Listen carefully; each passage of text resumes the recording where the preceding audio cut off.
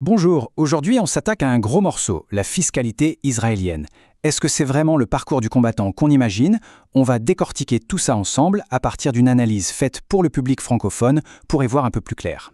C'est vrai que quand on parle d'impôts dans un autre pays, ça peut vite faire peur. L'analyse qu'on étudie aujourd'hui part de là. Il y a plein d'idées reçues qui circulent, souvent parce qu'on manque d'infos. Alors, la réalité, elle est si compliquée que ça. Eh bien, accrochez-vous parce que la réponse de notre source, elle est plutôt directe. L'affirmation est forte et elle va un peu à contre-courant de ce qu'on entend souvent. Le système fiscal en Israël serait en fait bien plus léger qu'en France. Alors, allons-y, creusons un peu. L'analyse part du principe que beaucoup de francophones ont des a priori sur la fiscalité israélienne. L'idée, c'est donc de confronter ces préjugés avec ce qui se passe vraiment sur le terrain. Et ce qui est intéressant, c'est que cet avantage ne serait pas réservé à une petite élite. D'après l'analyse, que l'on soit salarié, retraité, chef d'entreprise ou même simple consommateur, eh bien tout le monde y trouverait son compte.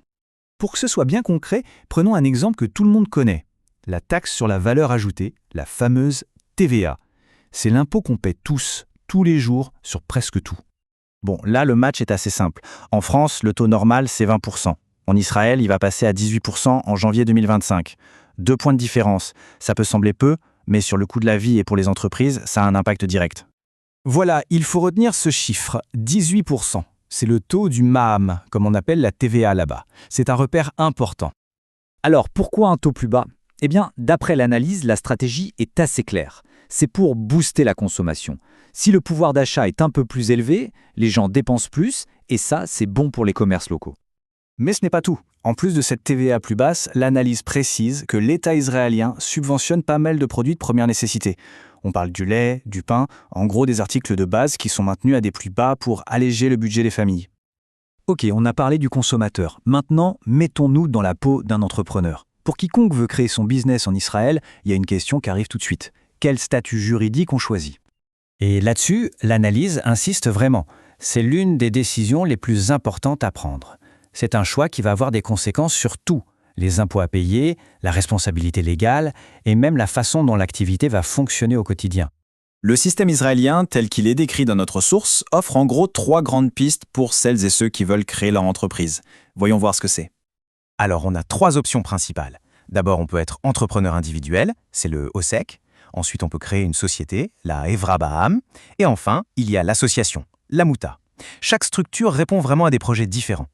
Le premier statut, OSX, c'est souvent la porte d'entrée pour les indépendants, les freelances. Il y a même des sous-catégories comme Mourchaï ou Patour qui dépendent en gros du chiffre d'affaires qu'on réalise. L'option suivante, c'est la Evra Barm.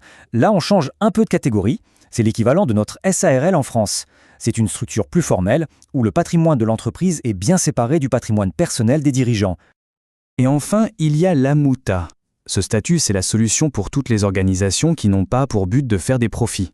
C'est le cadre parfait pour les projets caritatifs, éducatifs ou culturels. Parfait. Après ce petit tour d'horizon, si on devait synthétiser, qu'est-ce qu'il faut vraiment garder en tête de toute cette analyse? Pour résumer donc, l'analyse nous dit que la fiscalité israélienne est globalement plus douce, avec comme exemple phare une TVA à 18%. Et pour les entrepreneurs, le message est clair, bien réfléchir à son statut, que ce soit individuel, société ou association, c'est une décision absolument stratégique. Tout ça, ça nous amène à une dernière question un peu plus large. Au-delà des chiffres, est-ce qu'un environnement fiscal qui est perçu comme favorable peut vraiment suffire à attirer les entrepreneurs, les talents et les investissements? La question reste ouverte. Merci d'avoir suivi ce décryptage avec nous.